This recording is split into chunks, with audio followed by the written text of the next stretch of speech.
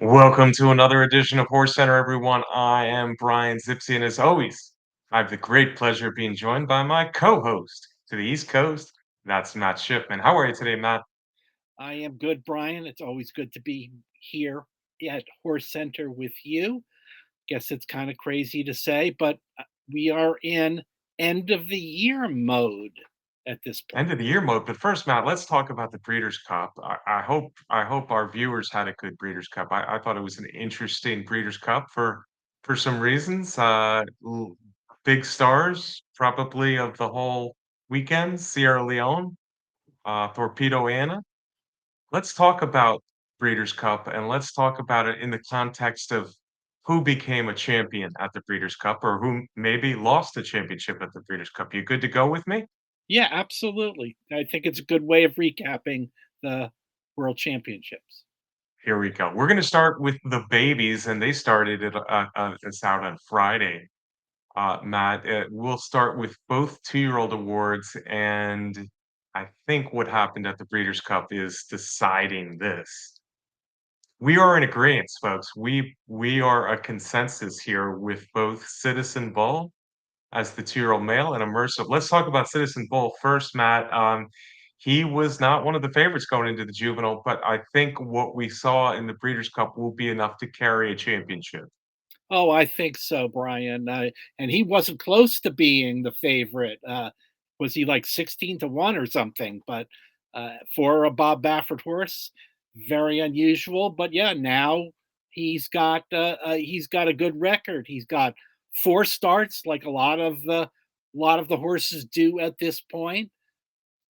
Two Grade One wins, of course, in the juvenile, and the American Pharaoh before that, and a third place in the Del Mar Futurity, another Grade One. Nobody's got a record that good when the Breeders' Cup is the most recent victory. Yeah, and I think maybe for the two-year-olds, the Breeders' Cup is more important than anything else. They, of course, don't have the first half of the year really to back up their season. So Citizen Bull, with what you said, two Grade One wins. He's undefeated around two turns. This is a son of Into Mischief, and he won by a length and a half. It was kind of a strange race. The favorite East Avenue, of course, broke poorly. The pace was not what we expected. In fact, in both Citizen Bull's Grade One wins, the American Pharaoh in the Breeders' Cup Juvenile, Matt, he got away with a 112 on the lead, and that pretty much did it for everybody else. I'm surprised even with East Avenue breaking poorly, nobody else challenged him really for the lead. No, absolutely not. It was an easy victory for Citizen Bull. Yeah, $675,000 yearling purchase. Again, Bob Baffert, he's back this year at the Kentucky Derby, so we can expect to see Citizen Bull if all goes well at the Kentucky Derby. He ran faster than the fillies by over a second, Matt. He will be the two-year-old champion, and I think there's even less question about the two-year-old filly, Immersive. 4 for 4 is the daughter of Nyquist, a Godolphin homebred, Matt. Immersive did everything asked of her this year. Yep, 4 for 4, and that includes 3 Grade 1 wins at this point. The Spinaway, the Alcibiades, and then the, Juvenile Fillies, as Brad Cox picked up another, victory in the Breeders' Cup, so he's had 1 in the last 7 years in a row.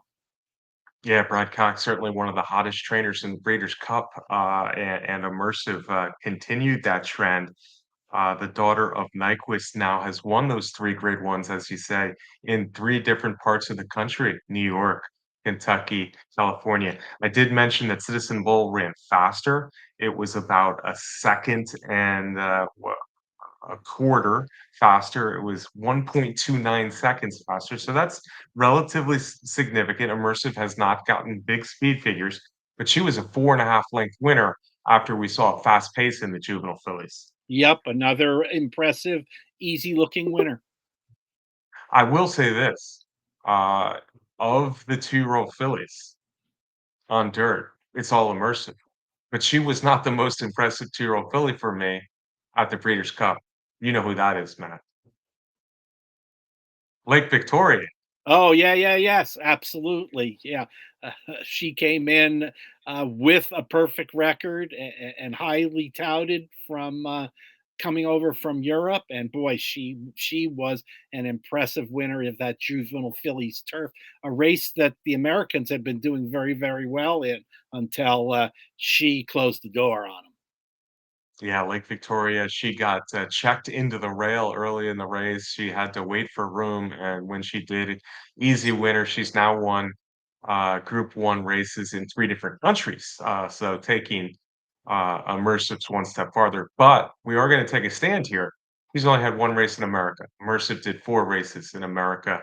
Immersive, of course, is our two-year-old filly champion in America. Lake Victoria can take home European honors. Let's move to the three-year-olds, Matt, and I think one of these awards will not be a surprise. Yeah, of course, it's Thorpedo Anna was the three-year-old filly. The other three-year-old male, we're gonna have a little bit more talk of. Thorpedo Anna dominated this, division since March when she came out and won the Fantasy oh so impressively. I was hooked on her after the Fantasy at Oaklawn Park in March, Matt, and it's been a great year. No three-year-old filly can come close to what she did this year. Absolutely not. She had this division championship wrapped up before the Breeders' Cup, and she stepped up to win the distaff in her first try against older horses. Yeah, first try against older horses, that was nice. It was also easy. I guess the final margin was 2.5 lengths, but it just felt easier for that for Torpedo Anna. If you're looking for the second place three-year-old filly, maybe we saw it in the Filly and Mare Turf, where Cinderella's Dream ran another very good race, to be second behind Moira. So, Cinderella's Dream, a distant second in the category. I think Torpedo Anna probably is a, unanimous winner, and she might be the only unanimous winner this year for an Eclipse Award. The three-year-old males, though, are a little bit more sticky, and you can see in our photo there, we have Sierra Leone and Fierceness just about on even terms before Sierra Leone pushed on by and won this Breeders' Cup Classic, Matt. An impressive performance. People are saying, yeah, he finally got the fast pace, but nonetheless, an impressive performance for a big physical specimen who probably is getting better as he matures. Certainly, you know, a pleasure to see a horse like that, especially from the barn of Chad Brown, that has run as much as Sierra Leone has, strictly in grade one races. So the best competition since way back in early in the spring when Sierra Leone got one of his other grade one wins in the bluegrass. Yeah, absolutely. And we're talking about consistency with Torpedo Anna, the three-year-old Philly champion. We could say that Sierra Leone's been awfully consistent this year. Yes, I know he had a 4-race losing streak in the middle of the season, or the middle 2/3 of the season. Sierra Leone, was beaten in the Derby by a nose. Was beaten in the Belmont, was beaten in the Jim Dandy, was beaten in the Travers. He ran well in all of those races. Obviously, the most, questionable, reason Sierra Leone might not get this award, or the chief among his opposition for this award, is fierceness. Fierceness just didn't quite have the consistency this year that Sierra Leone did.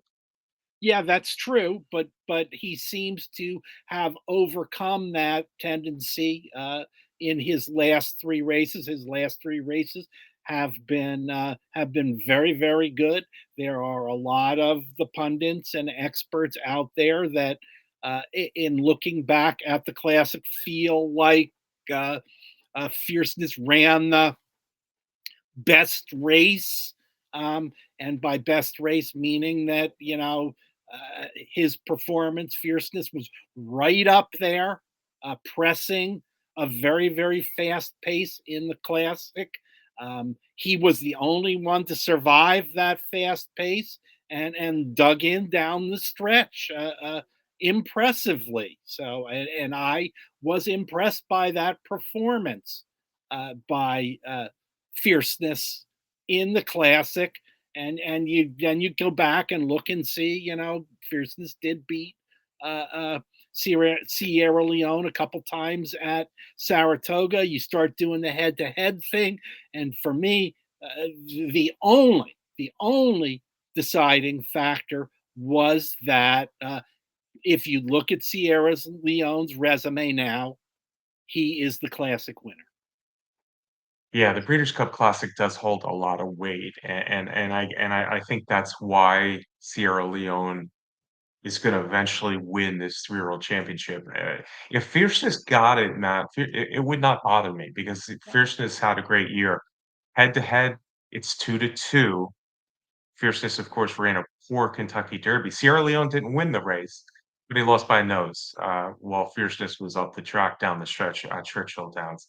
Then Fierceness beats him twice straight in Saratoga, and I think if you make a point about the Breeders' Cup Classic being set up better for Sierra Leone, you'd have to say that the Jim Dandy and the Travers were probably set up a little bit better for Fierceness. So 2-2 there.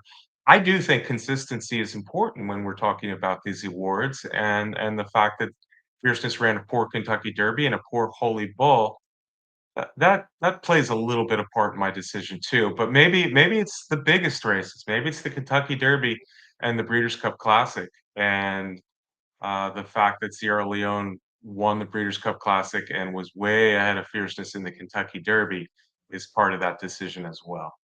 So that's our choice, but Fierceness is close. Dornock sees the grade, 2 Grade 1s. Mystic Dan, Kentucky Derby winner. Forever Young, I thought ran 2 good races in America, but it comes down to those 2. Matt and I agree on Sierra Leone over Fierceness for the three-year-old male champion. The older champions, Matt, well, we have no consensus here. This, folks, is, who we think should win or what our choice would be. It's not necessarily who we think will win, and there is a distinction there. Champion older male on the dirt is just tough. No one stood out, and I think if there's a favorite right now, it's probably National Treasure, who didn't win a race the second half of the season, but he won 2 Grade 1 races, and that's more than you can say about any other horse in this older dirt male division. Yeah, that is true, Brian. But I was overwhelmingly unimpressed with the older dirt males all year long. As you said, they all had trouble winning more than one big race. Yes, National Treasure won a couple of them, but for a lot of people, recency is part of those awards. And I went, my pick of next in there is a kind of a response to that group of older dirt males and what he did winning those 7 races in a row. I know he didn't win a grade 1 in there, but there are no grade 1s at the long distances uh, for next to run in. So I made him my pick. Yeah. Let's make a further distinction here too. It wasn't 7 races this year, and we're talking about 2024. 4 races, which is fine. He won 7 in a row.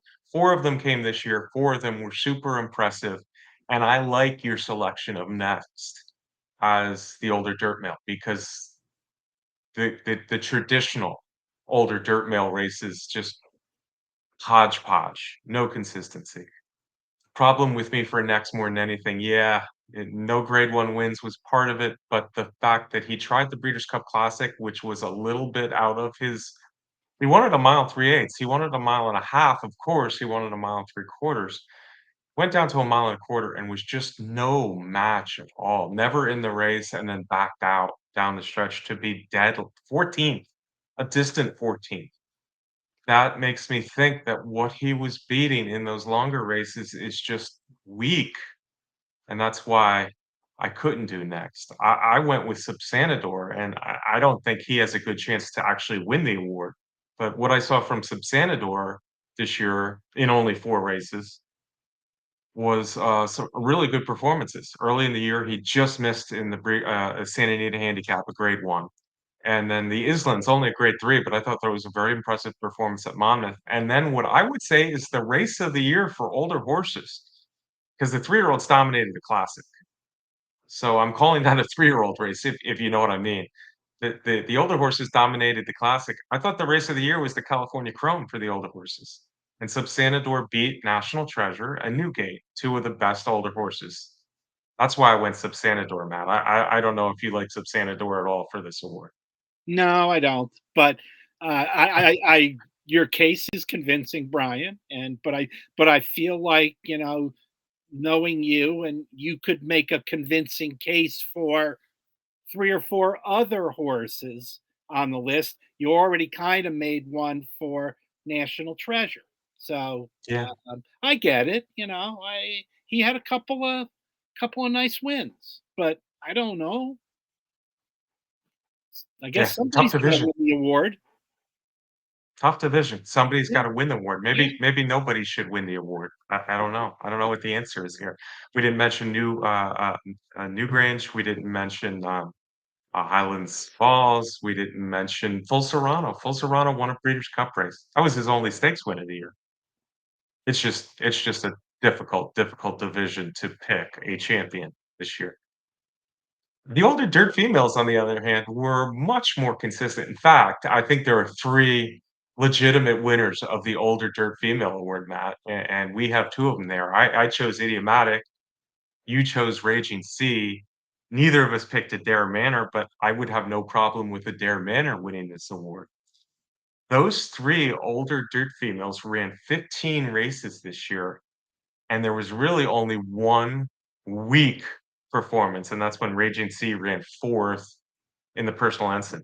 The other 14 races, they were first, mostly first or sometimes second. 3 good older dirt females. I wouldn't be upset if any of them won. Why did you choose Raging Sea? Yeah, I agree, Brian. And all of them have grade one wins.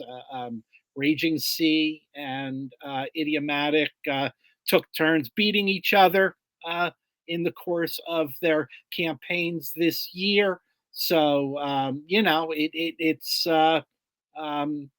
it's a toss up to me. I kind of liked Raging Sea's recent form, and I'll tell you the big factor for me was the second place finish in the distaff behind Thorpedo Anna, who is probably the best horse of the year. Yeah. Well, don't give away our horse of the year just yet, Matt, but Oh, I didn't. yeah, I Raging Sea should get credit for being in the Breeders' Cup. There's something to that. The fact that she was around all the way to the Breeders' Cup. On the other hand, you know, I said it was easy for Thorpedo, and Raging Sea was much the best of the rest and was second in the Breeders' Cup Distaff. She was in the race, while Idiomatic and Adair Manor weren't. But on the other hand, you know, we could think, what would have Idiomatic done in the Breeders' Cup Distaffs, or would Adair Manor? I tend to think they might have given Thorpedo Anna a better race. However, they weren't there, so Yeah, we can't really yeah, give them credit for that. I can give Idiomatic credit, and it goes for Adair Manor too, of 2 Grade 1 wins, and Regency only had the 1, and the 1 was set up a little bit by a pace, scenario in that personal incident. I don't wanna be negative on Regency because I think she's a good pick, but for me, Idiomatic, that spinster win was big. Her other Grade 1 win at Churchill Downs was impressive. Her only 2 losses were, one she got a really wide trip and just missed, and one she was in a speed duel and just missed. So for me, I lean towards Idiomatic getting her 2nd straight award over Adair Manor and Raging Sea, but it's tight. yeah, absolutely. I think all three of them would be uh, good champions. Yeah, Adair Manor, if she had a chance to run that Pacific Classic, this might not even be a conversation. She was that good in her 3 straight wins before getting scratched out of the Pacific Classic. We're gonna move on to the male turf horse and the female turf horse. I see agreement on the females. That's good to get back to some agreement. We both think Moira, a champion in Canada 2 years ago. She'll be a two-time champion in 3 years in Canada this year. I am convinced that her Breeders' Cup Filly and Mare Turf was enough for her to win this award, considering she ran very well in her 3 races before the race. Yep, I agree, Brian. Again, it was a pretty wide open category of female turf horses in this country, and Moira won the big one. Moira won the big one. She also ran very well in her losses, the Diana and the EP Taylor. She won the Beverly D, which I guess is grade 2 now, but grade 1 for years, and she won the big one. Moira, enough said for older turf female, and I was happy to see her win a Breeders' Cup race and go off to retirement as a sensational 5-year-old Canadian. Now, the champion male turf horse, I think, is a very interesting division, and we saw different turf races play into this. Cogburn had a shot, I guess, as a sprinter, but he got beat in the turf sprint. Carl Spackler had a shot in the mile, but he really didn't show up in the mile. More Than Looks, the winner, nice winner, closing fast, but that was his only win in 3 races. So we went with 2 other horses, mine from the mile, yours from the turf, Matt. Who's your pick? Rebels Romance, and it really goes against the way I generally feel, Brian. I don't really like to give the European horses our award with just one start, but I felt like Rebel Romance's performance was special. He's had a fantastic year. He's come back again to win the Breeders' Cup Turf. I know some. I'm not supposed to consider that past stuff, but I think it influenced things for me a little bit. I just thought Rebels Romance has been really good for racing around the world. Yeah. No, I agree with everything you said, and if we were looking for the best turf horse that ran 1 race in America or more, Rebels Romance would be the one for me as well. Rebels Romance, it's almost hard to take away what he's done in the past and what he's done on a world stage. And some people say, "Hey, if you run 1 race in America, I'm allowed to look at everything that you did this year," and Rebels Romance certainly was better than any American turf horse if you look at the entire year of work. It just happens that only 1 of those races happened in America. I was happy to see him win his 2nd Breeders' Cup Turf. That was a nice ticket for me underneath him too, so I was happy with that. But I'm gonna take a stand here, Matt. We've done it a lot where a horse comes over for 1 race and gets the award, but I'm gonna take a stand because I think Johannes had a really outstanding year. Johannes ran 4 times in the country before the Breeders' Cup. I guess he had 1 grade 1, 2 grade 2, 1 grade 3 wins, 1 grade 3 win. So 4 for 4, pretty dominant in those 4 races. So to me, going into the Breeders' Cup, Johannes had done the most in America, probably even more than Carl Spackler and Fart Bridge, who had 2 grade 1s. So good there, and I didn't love his chances against this Breeders' Cup mile field, and when he ran a good game second, I thought Notable Speech had him, and that cost me money in the Breeders' Cup mile with More Than Looks and Notable Speech. But Johannes fought on and ran a big race, wasn't beaten all that much, was second there. 5 races in America, all really good. I'm going with Johannes as my top turf male. Fair enough, Brian.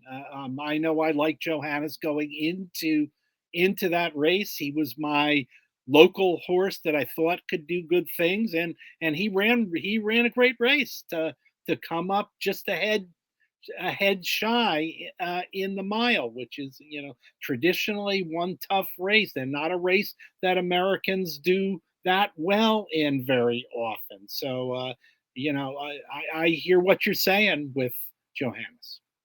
Yeah, kudos to More Than Looks. Great race, great performance after 2 seconds to start the year, only 3 races, but a big win for More Than Looks in the mile. Johannes for me, Rebels Romance for Matt. Let's move on to the sprint. Champion male sprinter, champion female sprinter. All right, well, let's talk about the female sprinter first. Matt Sullivan Angel.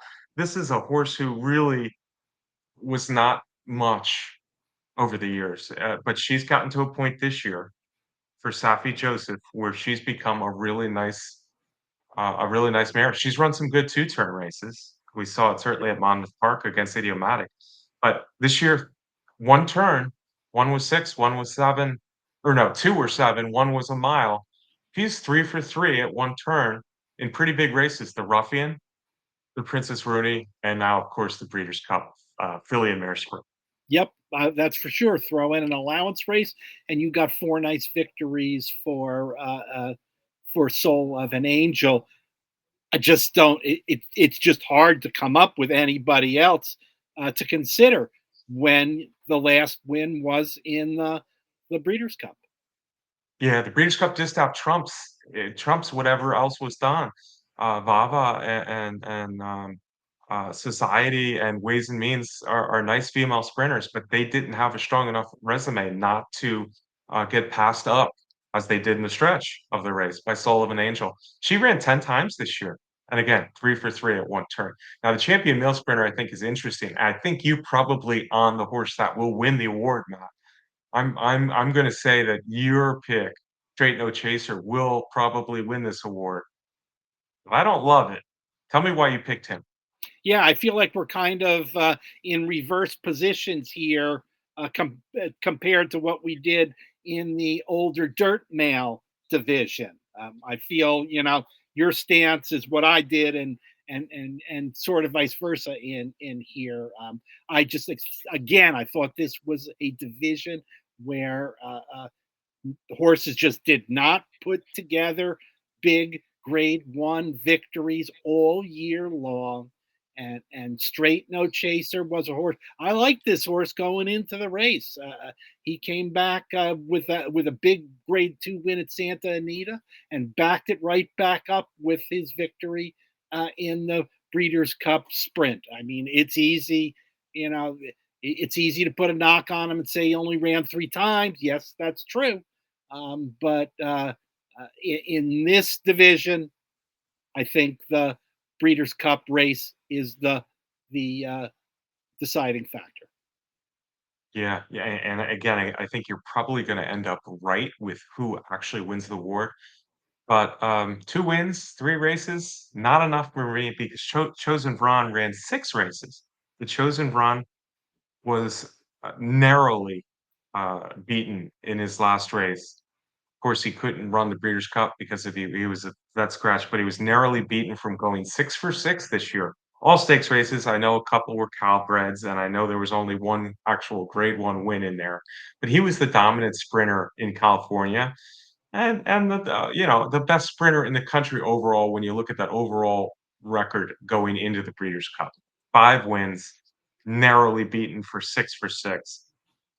I'm I think this is one category where we can look beyond the Breeders' Cup result and say, "Hey, let's give it to a horse who has been terrific from early in the year all the way through the fall." So, I went with the Chosen Brawn. Not that, only leaves one more horse or one more, flat horse award for us, and that's the Horse of the Year. Any doubt here, you know who I'm gonna pick. No doubt, Brian. Complete, total agreement. This horse won more grade ones than anybody else. Did not run a bad race in any of them, and was just ahead away from being unbeaten. And that, of course, was going out of her division to face the boys in the Travers. Thorpedo Anna, easy, easy choice for Horse of the Year. Yeah, and for me, it's an easy choice too. I may be a little biased because I've just been a Torpedo and a freak for since the fantasy, but yeah, it's an easy choice for me too. I mean, yeah, just missed being 7 for 7 in that Travers. By the way, the Travers Stakes, we said it when it happened, Matt, and we're saying it now.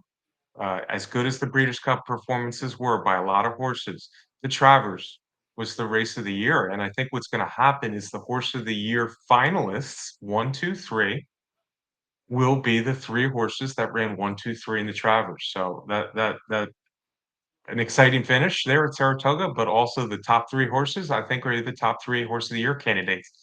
5 Grade 1 wins for Thorpedo Anna. That's more than Fierceness and Sierra Leone combined. They each had 2. Um, I've heard people say Sierra Leone beat older horses, beat older males, that is. Fillies don't get enough credit, even though they continually run great when they do try the males. Um, but he didn't really beat older males, did he, Matt? I mean, Breeders' Cup Classic, we already said, who are the older horses that he beat? He beat 3-year-olds. He beat Fierceness and he beat, Forever Young. We just got Uh, done spending a lot of time during this show. I'm not going to say knocking, but talking about how weak that division has been all year long. right, right. So, yeah, he beat older males in the Classic. That's great, and that pushes him to the top of the 3-year-old championship for both of us, but yeah, the older males, that doesn't do it for me. He's 3 of 7, Torpedo Anna is 6 of 7. When they met head to head, Torpedo Anna won it. Fierceness was the head-to-head winner in the Travers, narrowly, but, 3 for 6. Some bad races in there for Fierceness. 3 really good 3-year-olds. I think I'm in the minority in saying I think Sierra Leone and Fierceness are 2 of the best 3-year-old males of the last 5 or 6 years. Um, I don't know. It seems like a lot of people are forgetting that we weren't, graced with greatness. Arcangelo, Epicenter, Essential Quality, good horses, but I wouldn't put them ahead of, Sierra Leone and Fierceness. I think they're really good. Hopefully, we'll get these 3 back next year. It looks like the Torpedo Anna is a yes, Fierceness is a yes, Yep. Sierra Leone is a maybe, Matt. What do you think? Hey, well, if we get those two back, which we're going to, Torpedo Anna and Fierceness, I'm good. I'm good with that. I don't know. Uh, Sierra Leone. Hey, I'd keep running him because he's just been a money machine all year long. Well, he's a strapping son of Gunrunner. Gunrunner, how much better was Gunrunner at 4 than he was at 3? Yeah, it'd be a disappointment. I understand the breeding money, but it would be a disappointment not to have Sierra Leone join Fierceness and Torpedo Anna. The 3 we're predicting the 3 finalists for the Horse of the Year, uh, the 3 3-year-olds from the Travers. Torpedo Anna gets the Horse of the Year, Matt. Let me get a parting shot from you, my friend. Absolutely. Doing the show with you, I feel excited about the racing that we've seen this year. I mean, those 3-year-olds that ran all year long that we talked about and provided a lot of excitement at a lot of different tracks all year long. So kudos to their owners, their connections, their trainers for keeping them going. Yeah, the 3-year-olds had a good year, whether it be Torpedo in on the Philly side or the males and all the males that we didn't really talk about besides Sierra Leone and Fierceness. I think it was a good 3-year-old male crop.